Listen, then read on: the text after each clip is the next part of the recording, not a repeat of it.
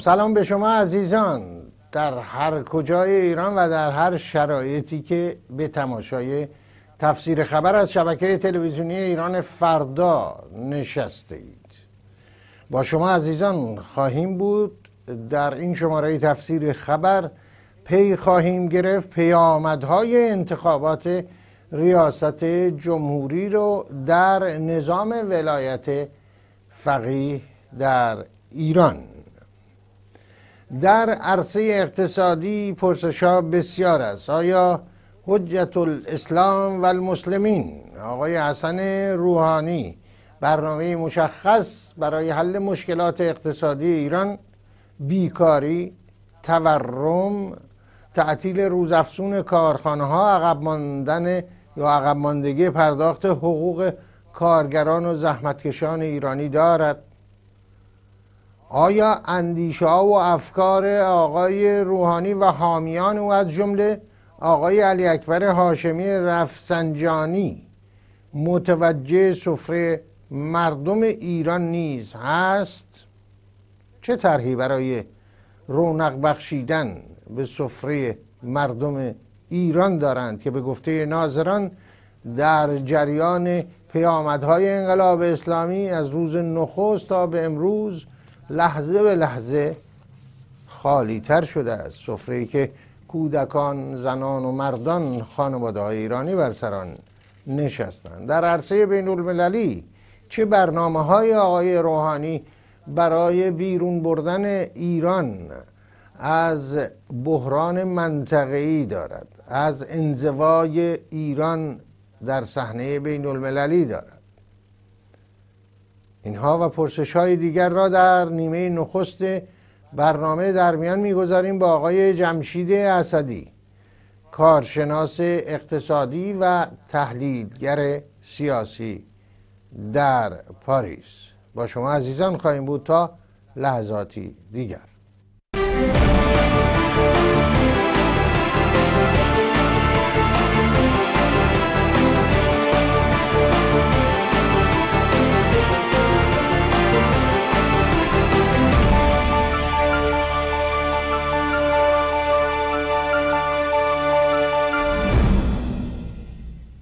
آقای جمشید اسدی نام و چهره آشناست برای بسیاری از بینندگان ما.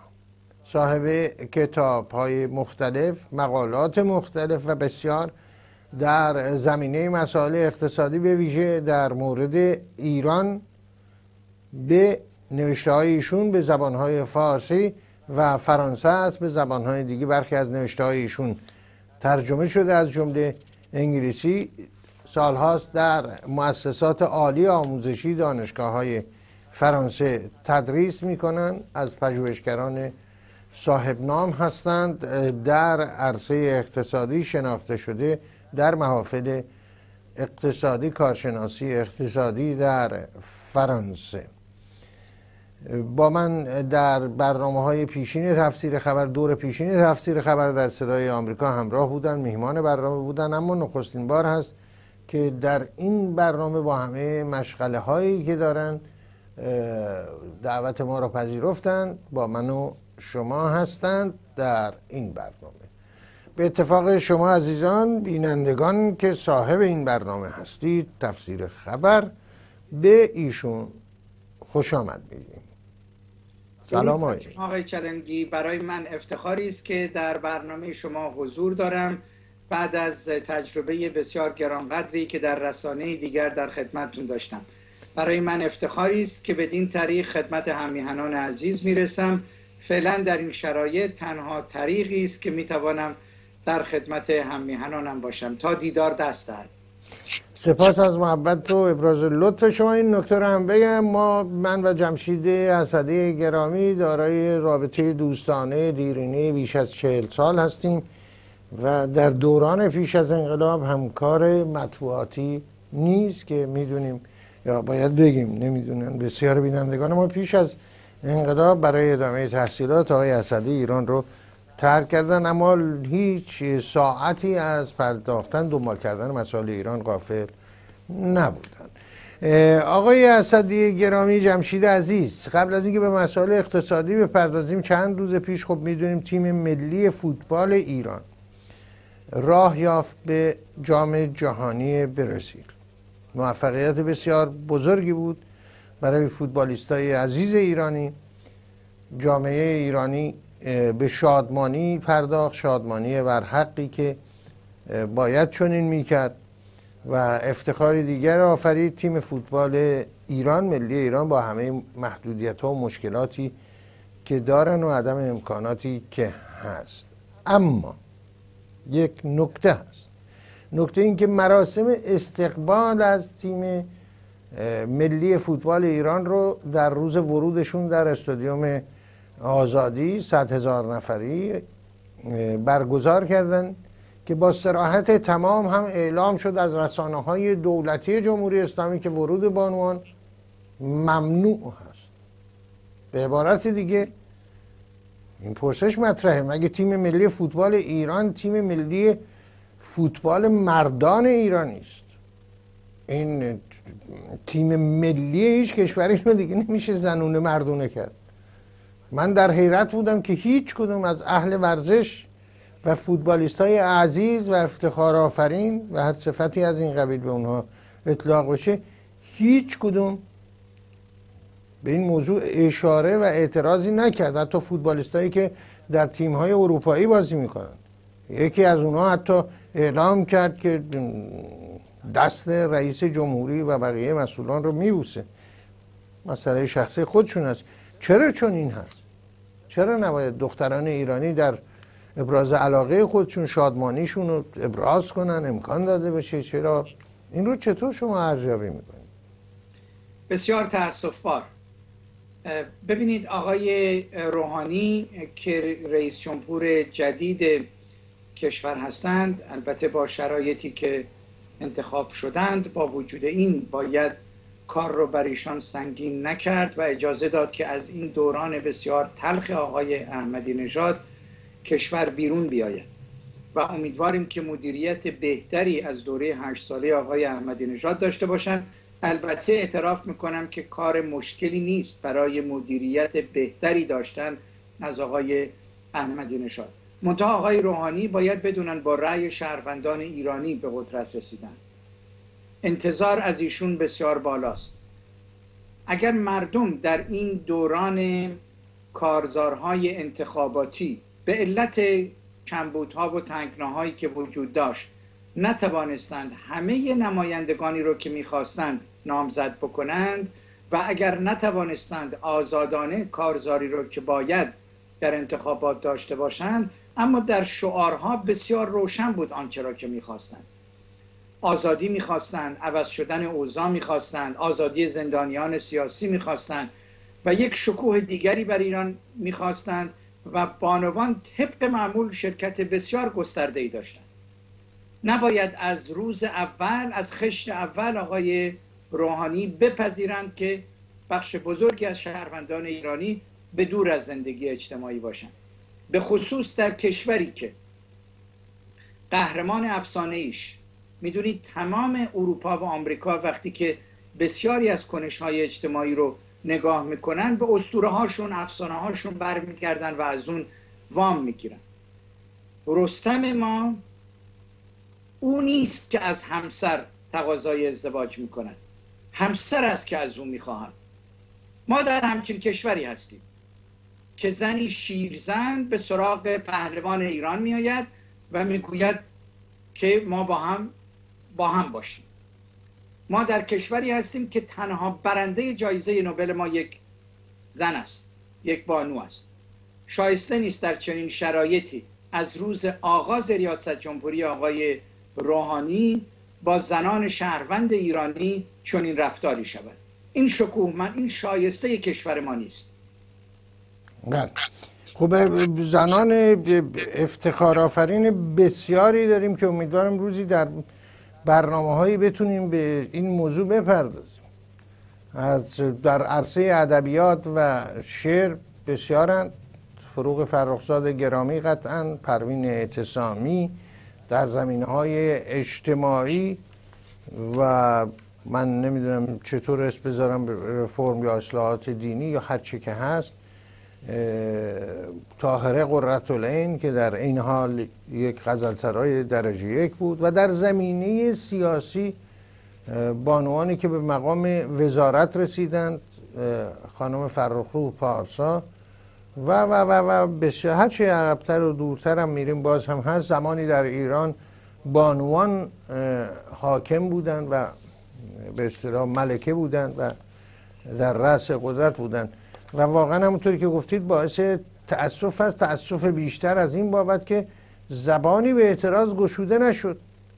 مثل فوتبالیستای عزیز ما، بنده برای همه‌شون هم احترام قائل هستم، ولی عین این هستش که به مهمانی خانوادگی برن ولی بگن که عمه و خاله و دختر خاله و دختر دایی و خواهر و مادر اینها نخیر، اجازه نداشتن بیان در این مهمانی شرکت کنن. حکومت دستور داده چنین نکنن و این باعث تأسف. امیدوارم هر کدوم از اونها در آینده این نقصان رو، این سهلنگاری رو، این کوتاهی رو بدون هیچ رو درواسی جبران کنن، همونطور که بودن. حتی در زمینه فوتبال آقای علی کریمی بدون هیچ رو درواسی نقطه نظرهاشو مطرح کرد، اعتراضاتشو در زمینه هایی که لازم بود مطرح کرد.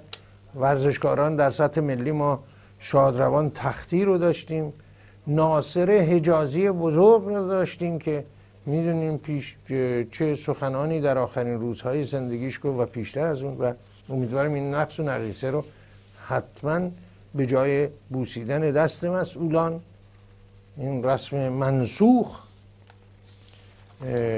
دست بانوان گرانقدر ایرانی رو ببوسن که اونا نیز بسیار شادمان شدن از این موضوع. اما جمشید عزیز، به مسائل اقتصادی بپردازیم. بینندگان ما لزومی نداره بگیم چه وضعیت اقتصادی هست در ایران، خودشون بهتر از هر کسی میدونن این موضوع رو.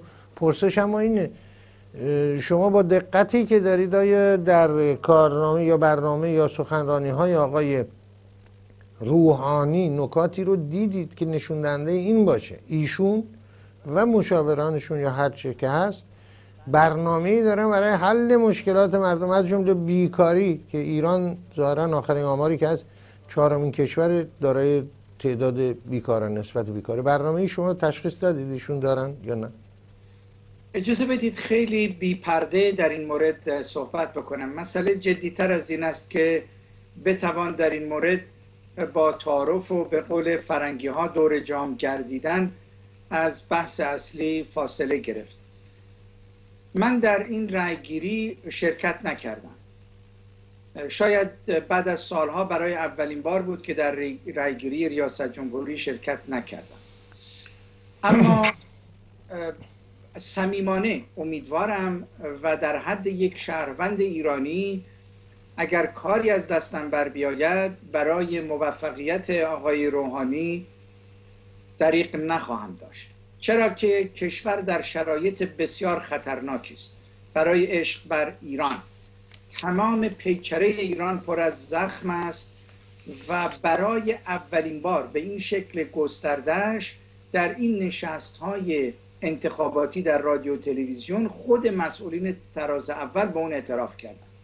وقتی که ما مدت‌ها بر روی این رسانه‌ها به این مسئله اشاره می‌کردیم، در رسانه‌های سرسخت در ایران میگفتن که خب این دست صهیونیسم است و مخالفند و خارجند و چه اینها، تا اینکه کم کم به خود این مسئله اعتراف کردن.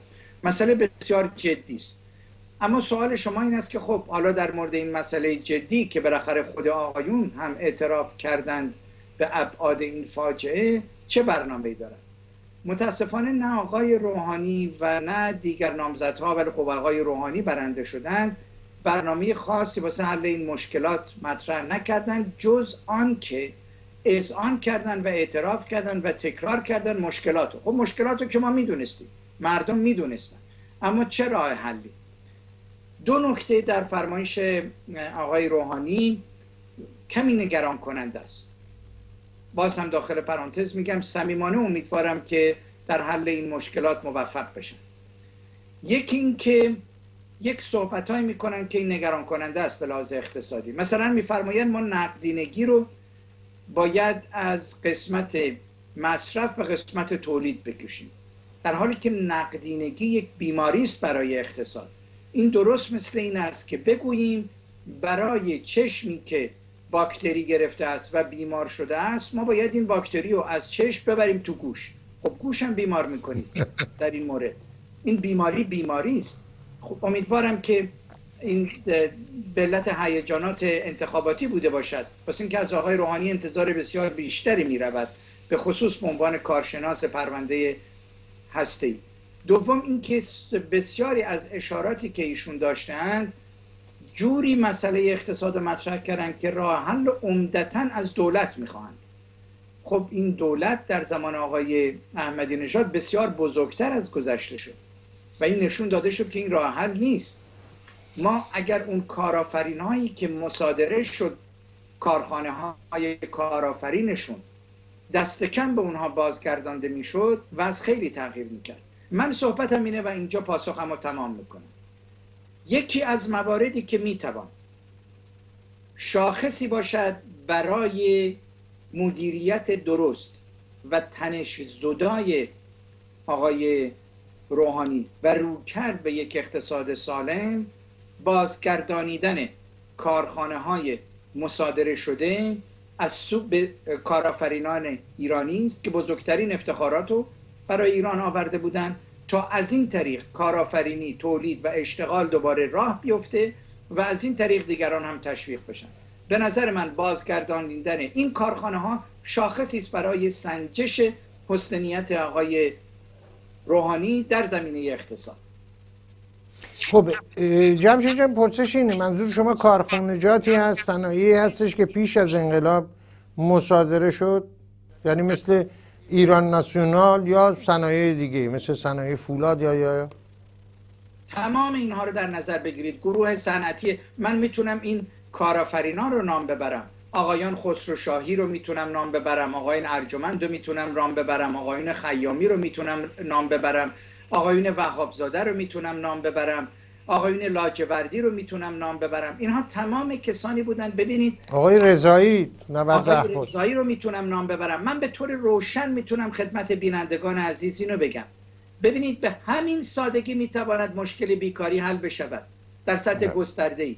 جوانان عزیز هم میهنم، بسیاری از شماها فارغ التحصیل هستید با بهترین مدرک، اما نمیتوانید ازدواج کنید، نمیتوانید تشکیل خانواده بدهید، نمیتوانید سر و سامان بگیرید، چون علی‌رغم درس خوندن و دانش آموختگی نمیتونید شغل پیدا بکنید. خب شغل رو کسی که تولید میکند میتواند برای شما بسازد. به چه علت اینا رو گرفتن از اینا و پس نمیدن؟ آقای اسدی گرامی، بسیاری از کسایی که نام بردید عملاً با سرمایه زیادی شروع به کار نکرده بودن. مثلا فرض کنیم برادران خیامی و بعدتر کمی جدا شدن از هم آقای محمود خیامی، خب با سرمایه هنگفتی شروع نکردن. بسیاری از کسانی که نام بردید با عشق به ایران و پشتکار و ابتکاراتی که داشتن تونستن صنایع رو به اصطلاح صنایع پایه‌ای رو پیریزی بکنن. این نکته واقعا قابل توجه است، نیست؟ ببینید نکته بسیار مهمی رو اشاره میکنید. ببینید این آقایونی که میفرمایید بسیاری از اینها از پادویی حجره ها در اون زمان شروع کردن. فرصتش نیست من به این بپردازم، اما همونطوری که میفرمایید از سطح بسیار پایینی و به اندازه‌ای که توانگر شدند و ثروتمند شدند در اثر کارآفرینی، چندین برابر جامعه رو ثروتمند کردند. میدانید در این کارخانه های این کارآفرینان چندین نفر توانستند سر کار بیان، حقوق بگیرن، دستمزد بگیرن، تشکیل خانواده بدن فرزندانشون رو به تحصیلات عالی بفرستن، به خارج بفرستن و تربیت بکنن. میدونید این ثروتی که درست کردن چقدرش بیشتر به دست مردم رسید؟ اینو مقایسه بکنید با ثروتمندی که از ثروت مردم میکاهد چون از صندوق دولت که صندوق ملت است برمیدارد. فرق است بین این ثروتمند و آن ثروتمند. این ثروتمند به اندازه هر 1 تومانی که ثروتمند شده 100 تومن بقیه رو بهشون پول رسونده. کارگری، کارآفرینی، کارمندی، با ایجاد صنایعی دور صنایع خودشون. این فرق داره با اون کسی که حق ملت بوده برداشته و در جیب خودش گذاشته. خب به همین سادگی اگر این کارآفرینی آزاد بشه ما چنین مشکلاتی برای بیکاری خواهیم داشت؟ ما اون زمان ببینید امروز شرکت سامسونگ یکی از بزرگترین شرکت‌های جهانی است در زمینه الکترونیک و صنایع الکترونیک. میدونید این شرکت تا پیش از انقلاب، شما آقای چالنگی میدونید من انتقاد جدی دارم نسبت به رژیم گذشته به لحاظ سیاسی، اما خب حقایق رو که نمیشه کتمان کرد. در زمان پیش از انقلاب بسیاری از کارمندان عالی رتبه و بلندپایه همین شرکت سامسونگ برای کارآفرینی به شرکت‌های خصوصی ایران می آمدن. بله. بزرگترین صادرات اون موقع در حوزه کشورهای سوسیالیستی شمال ایران صورت می گرفت همین شرکت‌ها انجام می دادن. خب چند نفر از این مسئله تونستن کار داشته باشن، اشتغال داشته باشن، خانه بخرن، ماشین بخرن، سفر بکنن. آقای رفسنجانی که میفرماید من اون موقع تونستم ماشین بخرم و به خارج سفر بکنم، امکان کار داشت. ایشون یک البته کارآفرین کوچک بود ولی این امکان اون زمان داشت. چرا اینها آزاد نیست در ایران؟ من این نکته رو اجازه بدید و با این نکته تمام میکنم. تعهد آقای روحانی باید این باشد به همون اندازه که زندانی سیاسی آزاد باید گردد، کارآفرین ایرانی نیز آزاد باید گردد. اگر قرار است مشکل بیکاری، مشکل گسترش فقر، مشکل بیماری، همین مشکل‌ها حل بشه، راهش همچنان که در زمینه سیاسی زندانی سیاسی آزاد باید گردد، در زمینه اقتصادی کارآفرین ایرانی، کارگر ایرانی آزاد باید گردد. کارگر ایرانی میگوید حقوق من کو در زندان میاندازنش. آقای روحانی مسئولید شما در مقابل این مسائل. خب ما از آقای ایروانی هم باید نام ببریم. کفش ملی، صاحب کفش بلا، من نمیدونم چه کسی بود اسمشون در نظرم نیست. آقای ایروانی کفش ملی رو بعدها به جایی رسیدن که صادر میکردن. صحبت فوتبال هم شد. این رو هم بگم که در زمان ایران ناسیونال، در زمان آقای خیامی، تیم فوتبال پیکان هم بود که تیم خوبی هم بود. فکر کنم دسته اول بازی میکردن. در هر حال من از هوادارش بودم. هوادار تیم پیکان بودید شما؟ بعدم پرسپولیس. بله من پرسپولیسی بودم. البته دوستان آبی پوش تاجی من فکر نکنن کم ارادتم به اونها، ولی خب یه علاقه ای داشتم به تیم. نه دیگه این که نشد که. این شد همون شعار حزب ایران نوین پاینده باد، یک کمی هم حزب مردم زنده باد. از کنم این دو حزبی بودن در اون زمان بود. اینو بدلت بله. به هر حال از کنم خدمتتون یه نکته رو اشاره کردید جمشید جان که این نقدینگی رو به عنوان بیماری گفتید. بنده به اعتبار چند سالی اقتصاد خوندم این رو میفهمم. منتها احتمال داره برخی از بینندگان ما متوجه این نکته نشن، تخصص نداشته باشن، ندونن چرا از حجم نقدینگی یعنی پول زیاد هست تو دست و بال مردم ریخته شده در بازار، این چرا به یک بیماری اقتصادی تبدیل میشه؟ بله اجازه بدید اینو من خیلی با مثال ساده‌ای بزنم. امیدوارم که بتونم روشن کنم اینو برای بینندگان. هرچه ساده تر بهتر. به روی چشم. ببینید حتما تو خانواده شما عزیزانم اینطور بوده، در خانواده ما که اینطور بود. بعضی وقتا فکر کنید مثلا آش پختن، خورش پختن، مهمون میرسید، میگفتن آبشو زیاد بکنید. ببینید آبش زیاد شد، خورش و آبگوشتشون بیشتر شد، اما مزه و خاصیتش کمتر شد. یه وقتی حساب میکنید که مثلا 3 بشقابم از اون آش میخورید، سیر نشدید. این مثل اون آشه که اگر آب توش نکرده بودید نیست. وقتی که در یک اقتصادی بدون اون که ملات اقتصاد بیاید بالا، یعنی تولید بشه به طور واقعی، هی پول بهش تزریق میکنید، در آغاز خوشحالید که او آش من چقدر زیاد شد، آی خورش من چقدر زیاد شد، ولی بعد میبینید این آش و خورش نه سیرتون میکنه، نه مزه گذشته رو داره، نه خاصیتی داره که از بیماری نگرتون داره. مثل چی؟ مثل این یارانه ها اول چه ذوق و شوقی کردن و همین آقایونی که الان شروع کردن به انتقاد نسبت به وضع اقتصاد، چه بزرگداشت پشتبانی از برنامه یارانه های همین آقای احمدی نژاد کردن. خاطرم هست خدمت خودتون در برنامهتون تفسیر خبر اتفاقا به این مسئله ما اشاره داشتیم. خب شما به عنوان خبرنگار حتی یک مقداری منو بیشتر زیر فشار میذاشتید که در حال خب این خوب، مردم میگن خوب است و خبرنگارا میگن خوب است و اقتصاددانا میگن خوب است. البته اینو میگفتید که شما بی‌طرفی رو به عنوان روزنامه‌نگار حفظ کنید که ما توضیح بیشتری بدیم. بخشی از اپوزیسیون هم که طرفدارش شدن در این مورد. خب ولی مردم دیدن هر چی که این یارانه ها پول دستشون میاد، همون نون و کنه رو نمیتونن مثل گذشته بخرن. چطور شد؟ میبینن این یک بشقاب آش مثل اون یک بشقاب آشی که آبش انقدر توش زیاد بود نیست. این فرق کرده با هم دیگه.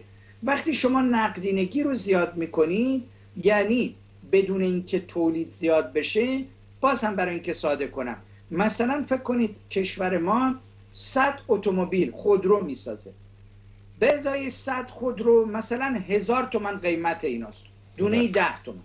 وقتی شما پول تزریق میکنید مثلا 10,000 تومان، اول همه خوشحال میشن آی پول زیاد شد، ولی وقتی ماشینا همون 100 تا ماشین باشه، ارزش که اونا که اضافه نمیشه، منتها قیمتش بوده 100 تومان، حالا شده مثلا، حالا یادم نیست رقمایی که گفتم چقدر میشه، قیمتش فقط میره بالا.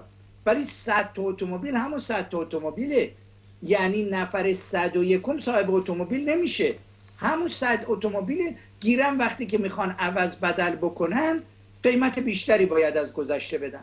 اشکال کار کجاست؟ اشکال کار این است که با نقدینگی، یعنی با تزریق بی جهت پول، هزینه ها به همین شرکت میاد، به همین شدت میاد بالا، اما درآمد به همین شدت نمیاد بالا. یعنی شما در شرایطی قرار میگیرید که مثلا پولتون همون مقدار پوله، وقتی درآمد دارید، اما هزینه هایی که باید بدید مرتب میاد بالا. میبینید هر چی یارانه بیشتر میگیرید، بازم مثل گذشته سیر نمیشید، نمیتونید بخورید. بیخود نیست که مردم میان توی خیابون میگن آقا حقوقمون رو نمیدید، حقوقمون کمه، میگیرن میندازنشون. خب اینا که یارانه گرفتن، پس چرا باید اعتراض به کم بوده دستمزد میکنن؟ چون به ازای یک پول اینطوری که میگیرن، چون این همون مثل آب تو آش کردنه، این فقط باد میکنه بدون این چه خاصیتی داشته باشه. خب من ستایش میکنم جمشید اسدی گرامی رو به خاطر استادیش، تدریس که میکنن، چه شیوه آموزنده و همه فهمی رو برای توضیح مسائل پیچیده اقتصادی دارن. منو یاد استادای خودم میندازه در دانشگاه ملی ایران، آقای دکتر عالیمرد و دکتر قریشی، که اونها نیست چون این شیوهی داشتن و ستایش انگیز هست چون این شیوهی برای توضیح مسائل اقتصادی. اما وقتمون کوتاه، جمشید عزیز امیدواریم برنامه‌های دیگه با ما باشید. ببینید آقای دنیس راس که بسیار معروفه در واشنگتن در عرصه خاورمیانه، برای دولت مردان هم چهره آشنایی است، کارشناس آسیای جنوب غربی و به خصوص خاورمیانه است. در هر دو دولت‌های جمهوری‌خواه و دموکرات همین سمت رو داشته، مسئول پرونده‌های خاورمیانه بوده ایشون و از چهره‌های بسیار صاحب نظر هست. آقای دنیس راس گفته مشکلات اقتصادی ایران سرچشمش رهبری جمهوری اسلامی است. حالا در یه همچین اقتصادی که میدونیم سپاه پاسداران در اقتصاد نقش بسیار مهمی داره، یا سهم بسیار مهمی داره، یا دست بسیار قوی داره، یا هرچه، و بخشی هم از روحانیون امثال آقای رفسنجانی و بقیه خب صاحبان شرکت هستن و آقای مکارم و بقیه. چه راهی رو باید رفت؟ واقعا منصفانه میشه آقای روحانی چه باید بکنه اگر نیت خیری داشته باشه که این اقتصاد یه سرسامونی بده. چه کار باید بکنه؟ ببینید مهمترین کاری که آقای روحانی میتونه بکنه، میترسم جمشید چالنگی عزیز این صحبت من به نظرتون شعار بیاد، ولی شعار نیست. این واقعا مسئله دیگری، چاره دیگری ما نداریم. اقتصاد ما باید آزاد بشود، بازار بنیاد بشود، یعنی تولیدگر بتواند آزادانه تولید بکنه. شما خواهید فرمود که خب مگه تولیدگر آزاد نیست؟ ببینید شما وقتی قراردادهای بزرگ و امتیازهای بزرگ و صادرات و واردات و بدون در نظر گرفتن بازار و رقابت آزاد دست یک عده خاصی میدن، خب این یعنی اقتصاد آزاد نیست. حالا اقتصاد آزاد نباشد چطور می شود؟ خب اولا وقتی اقتصاد آزاد نباشد کارآفرین از بین میره، ورشکسته میشه. وقتی ورشکسته بشه کارگرش بیکار میشه. ببینید آقای احمدی نژاد چه کرد.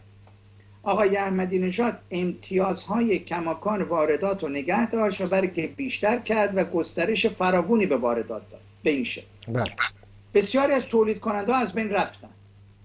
خب وقتی تولید کننده از بین میره کارگرش هم از بین میره، یعنی درآمد میاد پایین، بیکاری میره بالا. خب این همینطوری که شد ما وارد این وضع شدیم. چطوری میشه از این کار، از این جلوگیری کرد؟ این است که تولیدگر رو آزادانه بذارن وجود داشته باشه. ببینید شما وقتی که ما 71 اسکله نامرئی داریم در اختیار شرکت‌های وابسته به سپاه پاسداران، یعنی چه؟ یعنی مثلا اگر حالا یک روزی هم کسی مثل شما بتوانید وارداتی در کشور بکنید، باید حدود 30%، 40%، 20%، 10% بستگی به کالا دارد حقوق گمرکی بدهید. او کسی که از اسکله نامرئی میاره به طور مجانی میاره، اون همون اول مقام رقابتیش از شما بهتره، شما رو از میدون به در میکنه. خب شما ورشکسته میشید، کارگراتون رو مجبورید بیکار بکنید. او که اسکله نامرئی داره شما رو از زمینه اقتصادی خودتون بیرون میکنه، اما چون اسکله نامرئی داره بقیه هم میتونه بیرون بکنه. دیگه احتیاج به هیچ تولیدگری نیست، او همه کار میتونه با واردات انجام بده. اولین کاری که آقای روحانی میتونن بکنن و اگر این کار میخوان بکنن باید به سرعت بکنن که هنوز اقبال مردمی با ایشونه. اگر همون ناامیدی به مردم دست بدهد که در مقابل کسانی دیگر دست داد، اون وقت آقای روحانی هم میشن کسی مثل بقیه کساب. من فکر نمی کنم در پی چون این چیزی باشن. باید به شدت انحصارها رو در کشور بشکانند، باید به شدت اقتصاد خصوصی بکنن. باید آقای نهاوندیان که گویا از قرار است یکی از مشاورین نزدیک ایشون بشن، بارها گفتن، حالا امیدوارم زمانی که توی تیم آقای روحانی هم میان باز همینو بگن.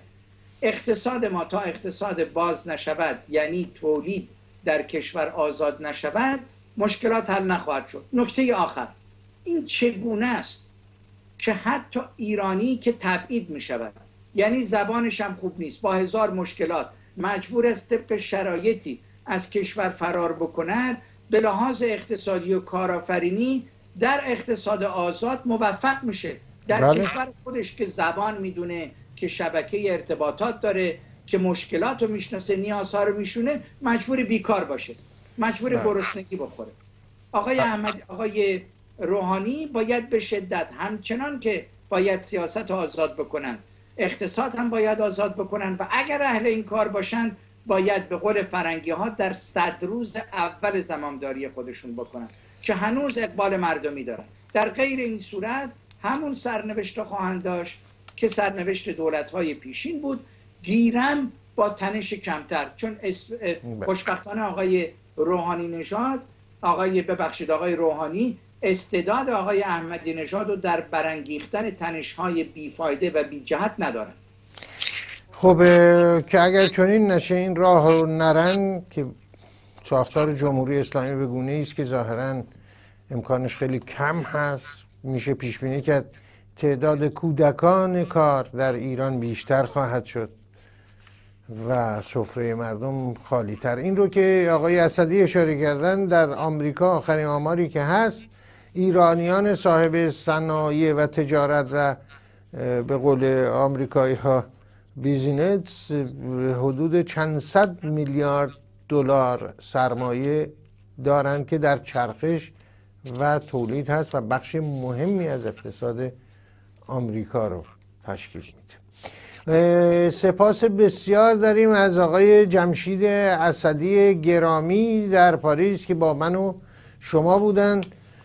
با ما حتما خواهند بود در برنامه‌های آینده. پرسش‌ها بسیار هست و نظرات کارشناسانه ایشون نوری است که بر مسائل تاریک مانده در جمهوری اسلامی خواهد تابید در عرصه اقتصادی و اجتماعی. با سپاس بسیار از شما.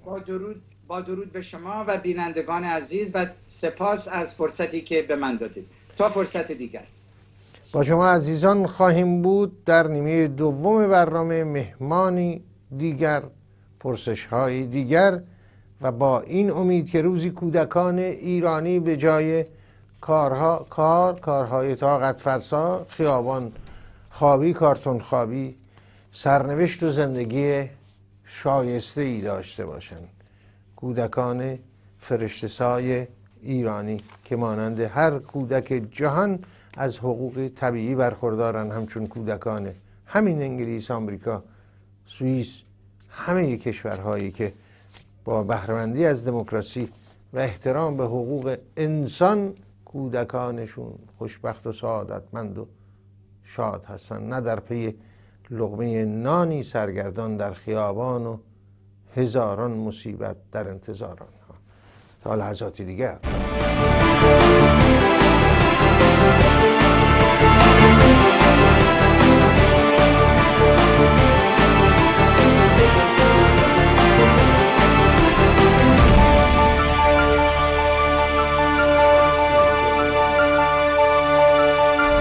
در نیمه دوم برنامه این شماره تفسیر خبر آقای فرد صابری با من و شما عزیزان هستند.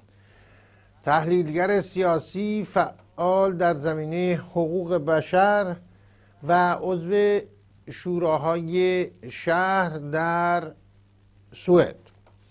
آقای فرد صابری چهره آشنا برای بینندگان ما هستند. در فرصتی که هست با ایشون به گفتگو می‌پردازیم درباره پیامدهای انتخابات ریاست جمهوری در ایران. سلام به شما آقای صابری عزیز.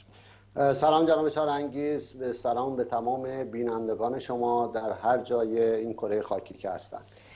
گفتم عضو شوراهای شهر، یعنی در مقاطع مختلف، نه اینکه در آن موعد عضو چندین شورا بودن. آقای صابری، آقای صابری، پیش از اینکه پیامدهای انتخابات رو بررسی کنیم، من از میهمان پیشین در نیمه نخست آقای جمشید اسدی هم این پرسش رو کردم. ببینید، روز چهارشنبه گذشته تیم ملی ایران بعد از پیروزیش بر کره جنوبی، پیروزی افتخارآفرینی که داشت، وارد ایران شد، راه یافت به جام جهانی برزیل. بینندگان ما همه میدونن بهتر از بنده.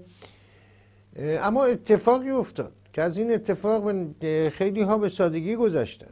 میدونیم که بانوان و دختران ایرانی راه ندارن به استادیوم های ورزشی تماشای فوتبال، اما در استادیوم 100,000 نفره تهران مراسم استقبال از تیم ملی فوتبال ایران بود. تیم ملی فوتبال ایران یعنی همه مردم ایران. اما حکومت ایران در نخستین روزهای پس از انتخاب رئیس جمهوری جدید نظام اجازه نداد دختران و بانوان ایرانی که مایل بودن ابراز شادمانی کردن در خیابونها روز پیروزی تیم ملی به استادیوم برن، یعنی استقبال کنن، در شادمانی، ابراز شادمانی سهیم باشن. یعنی تیم ملی فوتبال ایران هم شد زنونه مردونه. یعنی این تیم ملی فوتبال تیم ملی فوتبال مردان ایرانی است. حیرت بنده بیشتر از اون بود که هیچ کدوم از فوتبالیستای گرامی و عزیز ما، چه اونها که در تیم ملی بودن، با موقعیتی که به دست آوردن در سطح جهانی، دوربین ها بسیار در عرصه ورزشی متوجه اونهاست بود، در اون ساعت هیچ کدوم لب به اعتراض نگشودند که آقا بانوان ایرانی حق دارن، حقوقی دارن. و اون هم از آقای روحانی که قبل از انتخابات سخنانی در زمینه حقوق زنان و از این صحبت ها میکرد. شما به ما بگید قضیه چی هست؟ آقای چالنگی، همینجوری که جناب عالی میدونین، به شنوندگان، به بینندگان شما میدونن، رژیم جمهوری اسلامی 30 ساله که این کار با مردم ما میکنه. این اولین باری نیست و آقای روحانی هم که اومدن چیزی واصل نشده، یعنی از آسمان چیزی نیومده که فکر بکنن که ایشون همه چیزی میخوان درست بکنن. نه، اگر هم ایشون اومدن میخوان کاری رو درست بکنن، میتونم به کوتاه و مفید بگم که ایشون 30 اندی ساله که دیر اومدن، اگر اون چیزایی رو که گفتن. نه آقای روحانی، بلکه هر کسی دیگری هم بیاد سر کار نمیتونه این حفره ژرفی که بین مردم و حکومت درست شده اینو بخواد درست بکنه. جمهوری اسلامی راههایی رو از 34 سال پیش آرام آرام شروع کرده، روسری گذاشتن روی زنان ما، به سعی کرده زنان این آب خاک رو بتونه کمتر از نصف مردها حتی ترجیح بده. به همین دلیلی که شما نمیتونین بعد از 34 سال حتی تیم ملی که سهله، حتی فرض بکنید زنان ما هستن جاهای مختلف دنیا که جایزه های بسیار زیادی گرفتن که حتی اسمشون جای گفته بشه.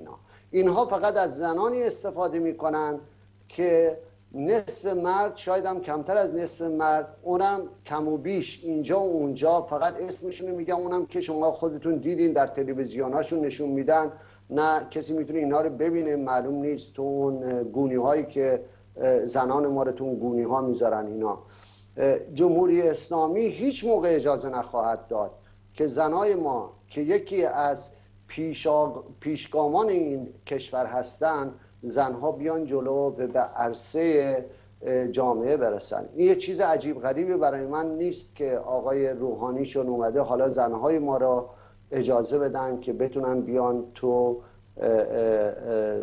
استادیوم و بتونن با مردم شادی بکنن برای تیم ملی ایران که برنده شد و راه پیدا کرد برای جام جهانی. و البته الان آقای روحانی در اون روز که هنوز رسما ریاست جمهوری رو از محمود احمدی نژاد، دکتر احمدی نژاد تحویل نگرفت، هرچند که ایشون هم آقای روحانی هم دکتر روحانی هست. عرض کنم خدمت شما کل نظام هست. این مشکلی که زنان دارن در واقع زایده یک نفر و 2 نفر نیست. این مشکل زایده از روز 23 بهمن ماه هست که در این مشکل متاسفانه احزاب و گروه‌های سیاسی نیست در اون زمان سهیم بودن. بینندگانی که نمیدونن، یعنی سنشون اجازه نمیده که بدونن این نکته رو، بعد از انقلاب وقتی که شعارهای یا روسری یا توسری کم کم شروع شد، هزاران بانوی ایرانی تجمعی برگزار کردن در برابر نخست وزیری. در اون زمان آقای بازرگان بود و اعتراض کردن، حس کردن که حقوقشون قدم به قدم قرار شده، شروع شده پایمال شدن. احزاب و گروه های سیاسی اون زمان، من الان اسم و چهره های سیاسی، همین آقای ابراهیم یزدی که هست و بقیه کسانی که بعدها اصلاح طلب شدن یا حتی از قطار حکومت بیرون انداخته شدن، اینها هم همصدا آنچه رو که واقعا تکرارش بنده نمیتونم بکنم فحاشی کردن حتی به بانوان ایرانی. این از همون روز شروع شد که به امروز رسید. تیم ملی فوتبال ایران زنان محروم هستن از ابراز شادمانی استقبال از اونها. از این موضوع فعلا میگذاریم، به دلیل کم بوده وقت میرسیم به خود انتخابات. خیلی آقای فرد صابری عزیز آقای روحانی رو کارگزار آقای رفسنجانی میدونن. بر این نظر هم هستن که رفسنجانی و آقای خامنه‌ای به توافق رسیدن، به سازشی رسیدن که کسی رو همونطور که از روز نخست همه صحبت این بود برای نجات نظام خواهیم آمد، مثل آقای خاتمی و بقیه، فعلا کسی که میون این 5-6 نامزد انتخابات اصلح‌تر بود از بابت نجات نظام، این رو به اصطلاح برگزیدن و انتخاب آقای روحانی ناشی از یک سازشی است بر این مبنا، نجات نظام. تفسیر شما رو پیش. ببینید جناب چارنگیر، من قبل از انتخاباتم که با هم دیگه صحبت کردیم نظر خودم رو گفتم. البته من بیشتر بر اون تئوری بودم که خود آقای خامنه‌ای با کمک آقای رفسنجانی سعی کردن که آقای مشایی رو کنار بزنن تا چیزی رو که خودش آورده بود سر کار، چیزی که خودش بهش اوکی داده بود که بتونه از دستش خلاص بشه. ولی بحث اساسی الان شما تئوری های مختلف، آنالیز های مختلف تو این چند روز گذشته که نگاه کردین در داخل و خارج در روزنامه‌های مختلف، 3 آنالیز وجود داره که من فکر میکنم بهترین آنالیز رو پروفسور فاطمی امروز نوشتن. اگه قشنگ مطالعه بکنیم، ایشون گفتن اگر برای عده‌ای معتقدن که به این آقای روحانی برای نجات رژیم آمد، عده‌ای معتقدن که برای سازش با غرب رو آوردن که بتونه از این مشکلات بیرون بیاد، و عده‌ای هم میگن به خاطر نجات مملکت از شر این رژیم آمده.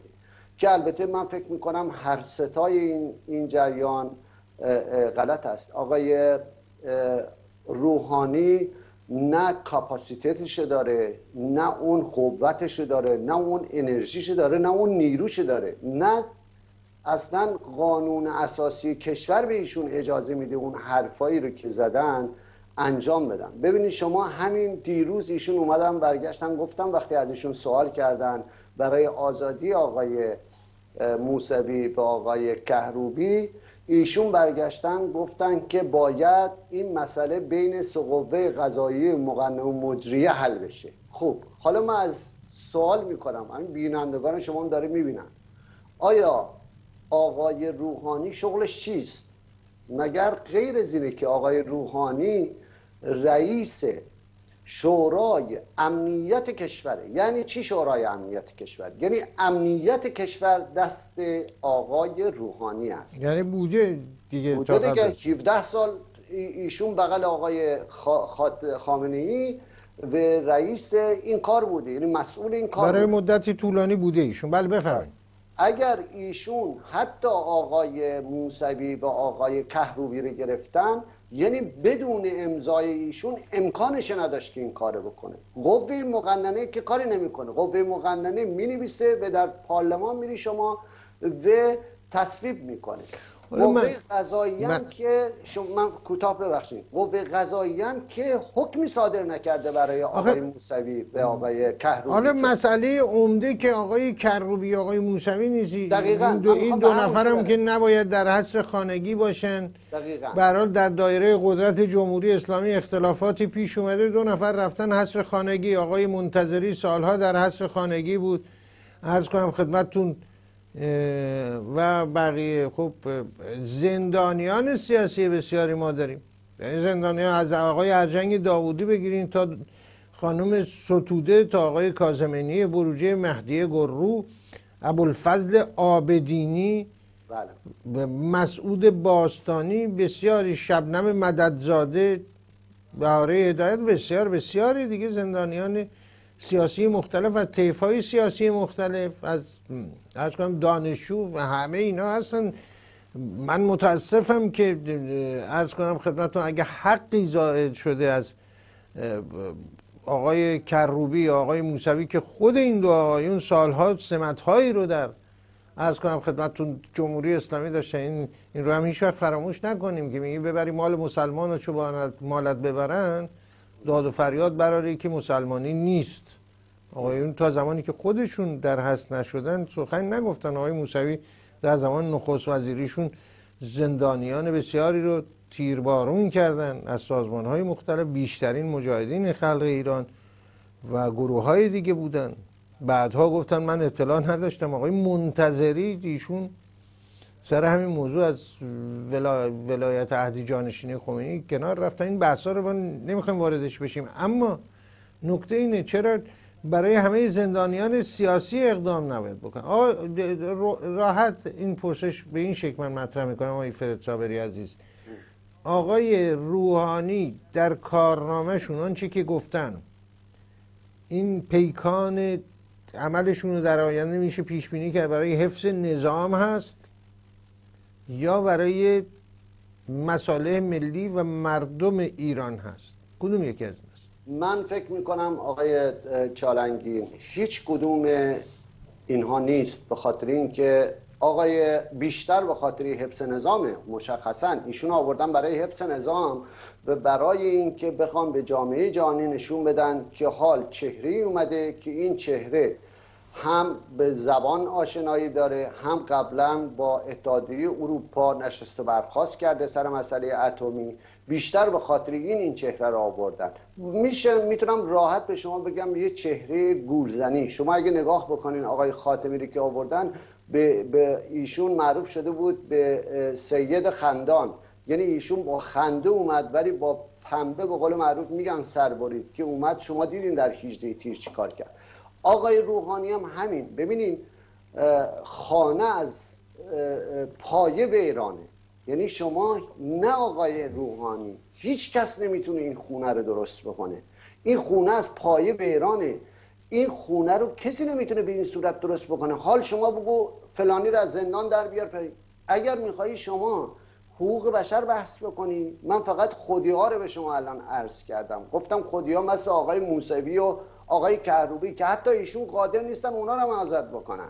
بعد ایشون چجوری میخوان تمام آزادی زندانیان سیاسی بکنن؟ اگر شما بگی از لحاظ اقتصادی ایشون میخواد کاری انجام بده، ایشون با این فسادهای بزرگی که تو این نظام هستش، یعنی همه دست سپاه هست، چجوری میخواد از این فساد اقتصادی بیرون بیاد؟ یعنی ایشون عملا رو در روی سپاه پاسدارا با میسته، یعنی در مقابل آقای خامنه‌ای با میسته. آیا ایشون قادر هست که این کار بکنه؟ من که بعید میدونم. من فکر نمی کنم که ایشون بدون همچین کاری بکنه. نه ایشون، هیچ کس در این نظام آقای چالنگی نمیتونه این کار بکنه. این نظام فقط یک نسخه داره. نسخهش اینه که قانون اساسی رژیم باید به رفراندوم گذاشته بشه. تنها راه نجات مردم ایران اینه که پای صندوق رأی یک رفراندوم برای قانون اساسی این کشور. یعنی قانون اساسی به شما اجازه نمیده که شما برادران لاجاری داری مثل بختک افتادن، قوه مقننه به قوه قضاییه رو این دارن. یعنی چی آقای صابری قانون اساسی به رفراندوم؟ یعنی همین قانون اساسی رو بیارن بزنن بگن رفراندوم بگن مردم بگن قانون اساسی باید رفراندوم گذاشته بشه که مردم میخوانی اصلا این نظام گیرن مردم اومدن و گفتن نمیخوایم که چی بشه بعدش؟ آقای وقتی مردم رفراندوم بذارن، ببینین آقای چالنگی، وقتی تو همین کشورهایی که ماها داره زندگی میکنیم چیزی رو که مردم باش مخالف هستن، چیزای کوچیکی به شما من عرض میکنم، مثلا ترافیک، میگن آقا مالیات بذاریم ماشینایی که تو شهر میان باید پول مالیات بدن. وقتی عده‌ای مخالفت میکنن اینو به رفراندوم میذارن. بله، ولی شما نمیتونید مقایسه کنید. ببینید مثلا در سوئد یا در همین انگلیس یا هر جای دیگه ای اینو میگن یه سری احزاب میاد میگه. بله. در ایران حزبی نیست. شما یا بقیه یا دوستان دیگه، کسان دیگه، هر کی جایی میشینن 4-5 نفر، من شما رو نمیگم، کنفرانسی، تشکیلاتی، حالا هر چی، و همچین حرفایی میزنن. این نکته باید کاملا روشن بشه که بله در کشورهای آزاد به رفراندوم میذارن، درسته، ولی یه حزبی مطرح میکنه، تشکیلاتی هست، مطبوعات آزادی هست. در ایران همینطور؟ نه. ببینید آقای الان خدمت شما عرض میکنم. ببینید وقتی صحبت از رفراندوم میشه، رفراندوم که به این صورت نیست که این خود این رژیم بیاد رفراندوم بذاره که آیا این قانون اساسی رو شما میخواید. مسلمه که این رژیم هیچ موقع این کار نمیکنه. این رژیمی است که از بنیان این رژیم بر ظلم و تباهی و تجاوز و قتل و جنایت گذاشته شده. این که خودش نمیاد با دست خودش این میکنه.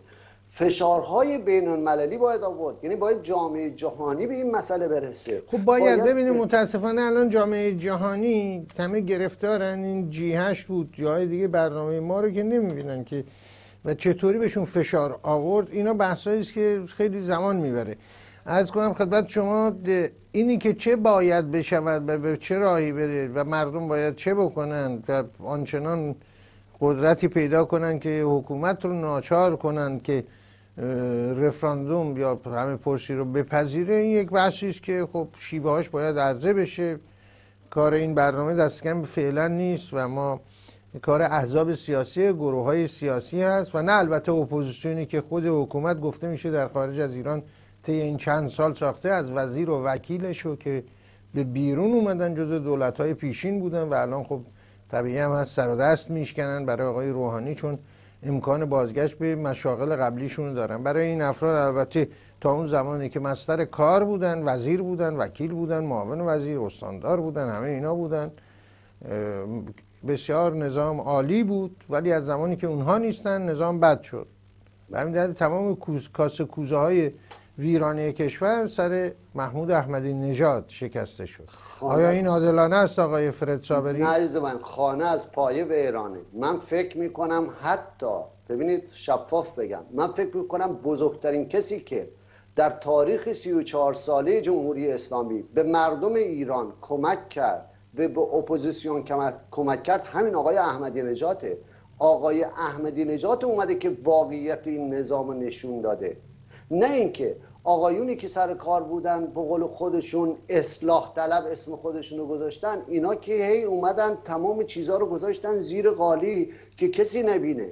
آقای خاتمی که اومدن سر کار به جای اینکه تو خیابون اعدام بکنن، سنگسار بکنن، پشت درای بسته سنگسار کردن. ولی احمدی نژاد اومد در عرض این 8 سال واقعیت این نظام نشان داد. گفت آقا این نظام اینه، اینم قانون اساسیشه، منم طبق قانون اساسی این نظام جمهوری اسلامی داره پرزیدنتی میکنم، داره دولت من داره این کارا رو انجام میده. به واقعیت نشون داد. حال اگر همه رو بخوایم به پای احمدی نژاد بکنیم، نه، قانون اساسی این کشور خرابه، به دلیلی که مردم باید بیان جلو. من که خدمت شما گفتم که باید این کارو بکنیم، یعنی تک تک ماها باید با نافرمانی مدنی خودمون بخوایم در مقابل نظام بایستیم. ببینید این نظام عملا برشکسته است. شما نگاه کنید که با 5 تا مصیبت بزرگ جلوش هستش. شما ببینید مسئله خاورمیانه، مسئله اقتصادی داخلی، مسئله بایکوتی که اینها دارن. شما همه اینا رو اصلا اینا قادر نیستن که از اینا در بیان. حالا هر کدومشون بیان سر کار. اصلا شما فرض بکنید شما یه دولتی درست کردین که اصلا آقای خامنه‌ای هم اونجا هیچ دخالتی نکنه، آقای رفسنجانی و آقای روحانی و نمیدونم همه این آقایون اصلاح طلب بیان، مگه میتونن با این قانون اساسی درست؟ حالا ببینید شما میگید ورشکسته است. ببینید آقای فرد صابری، منصفانه باید صحبت کرد. این که حکومت ایران در حال حاضر دستی در عراق داره. دولت عراق آقای نوری المالکی بدون هیچ پرده پوشی فرمانبر و فرمانبردار حکومت تهران هست با اقداماتی که میکنه. از جمله مخالفین حکومت ایران مجاهدین رو هر زمانی که لازم باشه اونطور که میگن به دستور تهران موشک باران میکنه و کارهای دیگه که در اونجا انجام میده. در سوریه دست داره، در میون فلسطینی ها دست داره و جاهای دیگه در کشورهای عربی هم به قول کارشناسا سلول های خفته داره. همین الان هم همچنان دولت اوباما همچنان خواستار مذاکره هست باش و همه اینا هست. از اون برم چین و روسیه هم که چین هم که آنچه را که تحریم میشه و مورد نیاز حکومت ایران هست در اختیارش میذاره. مورد نیاز حکومت ایران داروهای حالا تقلبی و از تاریخ مصرف گذشته و باعث مرگ مردم میشه، خب باکی نیست برای چینی ها و وارد کنندگان داروها. مردم رو هم هر جا که لازم باشه سرکوب کرده. راه بیرون رفت کجاست؟ این نظام رو چطور شما میگید ورشکسته به معنی ملیش؟ بله، اگه در یک کشور دموکراتیک بود، دولت سر کار بود، برنامه‌اش نتونست اجرا کنه، در همون سوئدی که شما هستید ورشکسته بود، دولت 4 سال بعد بهش رأی نمیدادن، حتی زودتر ممکنه اون مجلس بازخواست کنه بذارن کنار اون دولت انتخابات دیگه. ولی ایران چطور؟ ببینید آقای چالنگی، تنفس کردن فرق میکنه. شما میتونید تنفس آزاد بکنید، شما میتونید تنفس هم بکنید با ماسک. مردم ایران، ببینید هیچکی دلشون برای ما مردم ایران نسوخته، نه چینش، نه آمریکاش، نه روسیهش، نه اتحادیه اروپا، هیچکی، نه همین کشور عراقی که اینا پول میریزن، همین لبنانی، همین سوریه که پول میریزن، یک روز مردم ایران گشنه باشن اونا میان به کمک این؟ نه، مسلما نه. ببینید اینا همه از سیاست‌های اون دولتی که سر کاره میاد. مردم ایران خودشون باید اینو نگاه بکنن. شما ببینید عده‌ای در حال 10 تا 20% اینجوری که خودشون آمارایی که خودشون داره میگن اینا در حال زندگی کردن، ولی مال اونها هم کم میشه. اقتصاددانا، شما قبل از من با اقتصاددان تازه داشتین حتما صحبت میکردید، همین آقای فاطمی شما من چیزاشو میخونم میبینم که اقتصاددان هستن، از لحاظ اقتصادی این رژیم ورشکسته است، ولی این رژیم یک روزی که ورشکست نمیشه. شما ببینید از یک سال پیش تا الان وضعیت کشور چجوری شده، حال بدتر هم میشه، چون اینها هی بحران پشت بحران جلوی اینا هستش. وقتی شما هی بحرانت اضافه بشه مشکلات شما هم اضافه میشه، یک جایی میشه که این نظام منفجر خواهد شد، یعنی ایران منفجر خواهد شد. من فکر میکنم اون زمانم بسیار دیره. حال آقای روحانی اومده که یک تنفس این وسط درست بکنه و یک طول این وسط بده. خوب، جامعه جهانی هم میگن آقا خیلی خوب، ما حالا یه تنفس هم بهش بدیم، مثلا بیایم اینا یه انتخاباتی هم بکنن، ما ببینیم این آقا خود آمریکا، خود روسیه، خود چین، تمام کشورهای دنیا میدونن که اصلا قابل مقایسه نیست، اصلا اینها نمیتونن بیان پای میز مذاکره. این رژیمی است که از داخل خرابه، یعنی از ریشه خرابه. شما هی برگاش هی اسپری بزن بگین آقا این درخت چقدر خوشگل شده، ولی این ریشش خرابه. شما باید ریشه این کار کنید. اینم باید مردم، من فکر میکنم فرهنگ مردم ما، به خاطر اینکه اینها اخلاق جامعه رو خراب کردن، به خاطر اینکه سر کار بمونن، اخلاق کشور ما رو خراب کردن. ما بنیانی باید کشور ما رو درست بکنیم. مردم ما مشکل اساسی فرهنگی ما رو خراب کردن. شما ببینید ماها که تو خارج از کشور هستیم، شما همین ایرانیان خارج از کشور شما نگاه بکنید، سعی کردن این اخلاق بد و نهادینه بکنن تو خارج از کشور. حتی ببین آقای صابری، بحثمون الان ببینید ما داریم میریم به یک جای دیگه، صحبت اینه که مردم باید این کارو بکنن یا این کارو نکنن. این یک بحثه. بس یک دقیقه وقت داریم که این معضلات رو در این نظامی که شما میگین پای از خانه از پای بس ویران هست، مردم به هر حال اونطور که برخی میگن تئوریات نظریات مختلف هست. ضمن من بگم آقای دکتر شاهین فاطمی کارشناس اقتصادی، استاد اقتصاد هستن در پاریس، امیدواریم در برنامه‌های دیگه با ما باشن، توضیحات بیشتر راجع به فعالیت‌ها و آثار ایشون در برنامه‌هایی که با ما بودن این توضیح خواهیم داد. ببینید مسئله گفته میشه نظرم از مردم یه روزنه امیدی که پیدا میکنن توی همین ساختار این حکومت، میرن دنبال این روزنه امید. این روزنه امید رو آیا واقعا روزنه امید هست یا یک روزنه کاذب امید هست؟ با توجه به رؤسای جمهوری پیشین، حتی آقای محمد خاتمی. یک دقیقه وقت داریم. آقای چالنگی، مردم ایران احتیاج به تنفس دارن. کوچکترین فرصتی رو گیر میارن یک تنفس عمیق میکشن. شما تو همین انتخابات نگاه بکنید، خانم ها رو به رقص و پایکوبی تو خیابون ها برخواستن. دلیلش چیه؟ دلیلش که این تنفس کوتاهی که به اینا داده شده. اینا من فکر میکنم با این چیزا کشور ما درست نخواهد شد. با تنفس های کوچیک ما احتیاج به یه ریشه‌ای باید بنیادی خودمون رو درست بکنیم. یعنی میفرمایید که مردم هم اشراف دارن، که حتی کسانی که رأی دادن، چون گفته میشه حدود 19 میلیون نفر رأی ندادن، اشراف دارن که امیدی نیست، اما از انتخابات و فرصتایی مثل انتخابات و برنده شدن تیم ملی فوتبال ایران استفاده میکنن برای دست کم ابراز شادمانی عمومی در کوچه و خیابان. این رو میفرمایید؟ کاملا درسته، کاملا درسته. همینو من فکر میکنم مردم کوچکترین فرصتی رو که به دست میارن از اون فرصت استفاده میکنن تا بتونن حرفاشون رو به این مردم دنیا برسونن که آقا ما مخالف این جریان هستیم. شما ببینید تمام دنیا دیدن دیگه، با شعارهایی که اینها دادن شما نگاه بکنید، ولی شعارهای کلیشه‌ای دادن، شعارهای خیلی محدود دادن که نیان دوباره اینا رو سرکوب بکنن. من فکر میکنم مردم از این فرصت ها استفاده میکنن و ابراز عقیده میکنن تو این فرصت ها. شما تو همین مسئله فوتبال دیشب رو نگاه بکنین، شعارهای دیشب که نبود، در واقع چهارشنبه شب بود. آره دیگه که همین مردم ریختن تو خیابون. شما شعارها رو نگاه بکنین بعد از فوتبال مردم چه شعارهایی میدادن. خب شما از شعارهای مردم میتونیم بفهمین که نارضایتی در کجاست، مردم کجا باید حرفای خودشون رو بزنن. بالاخره مردم یه جایی باید حرفای خودشون رو بیان بکنن دیگه. بعد تو این فرصت هاستن که حرفای خودشون رو بیان میکنن، مخالفت خودشون رو به این رژیم میرسونن. یعنی شنبه شب بود در واقع. بله. شما هم دنبال کردین فوتبال ایران رو؟ کاملا درسته، دنبال کردم و بعدش هم دنبال کردم و خیلی هم خوشحال شدم که ایران برد. ولی خوب امیدوارم که این رژیم برای خودش، میدونین که رژیم از همه چیز سوء استفاده میکنه، حتی از تیم ملی ما هم سوء استفاده میکنه، از همه چیز سوء استفاده میکنه این رژیم. سپاسگزار هستیم آقای فرد صابری عزیز، با سپاس بسیار از شما.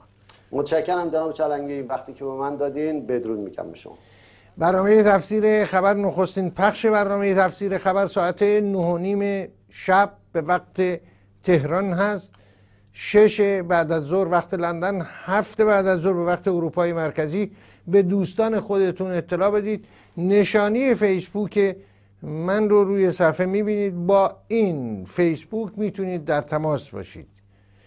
با شما عزیزان خواهیم بود در برنامه‌های آینده. به پایان این برنامه میرسیم با امید به فردایی بهتر، با برآمدن آفتاب از فراز الوند، کوه البرز، سند و سبلان آسماری و کوهساران او را ماناد و کوهساران دراک و تابشان بر فلات ایران زمین. دلهایتان شاد باد، زندگیتان روشن و خجسته.